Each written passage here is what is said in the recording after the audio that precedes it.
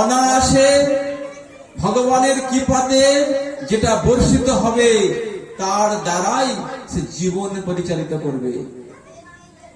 মানুষ ভাবে শুধু টাকার দ্বারাই আমরা বেঁচে থাকবো, টাকার দ্বারাই জীবন পরিচালিত হবে।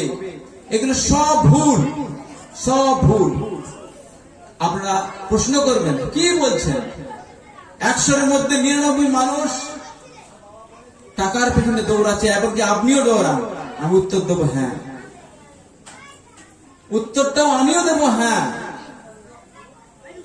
কিন্তু বিচারে দেখুন, এই পৃথিবীতে যে অসংখ্য জীব রয়েছে, মানুষ ছাড়া যে অসংখ্য জীব রয়েছে, তারা কি টাকার বিনিময়ে বেঁচে রয়েছে?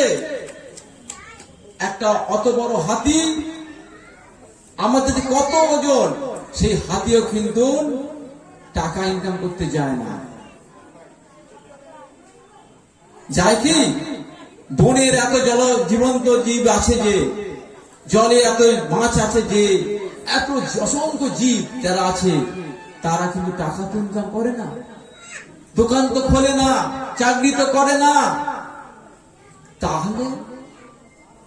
তাহলে বলুন, উত্তর দেন, কিভাবে বেঁচে আছে? কে বাঁচাচ্ছে?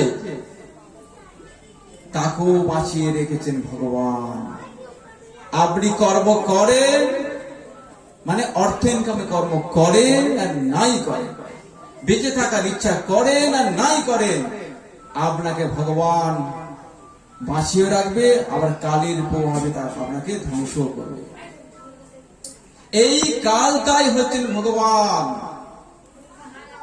কাল রূপে কখনো আমাদের সংহার করতে আসবে, আবার কাল রূপে আমাদের রক্ষাও করবেন। কালের প্রভাবে আমরা রক্ষা পাবো, আর কালের প্রভাবে আমরা ধ্বংস হব।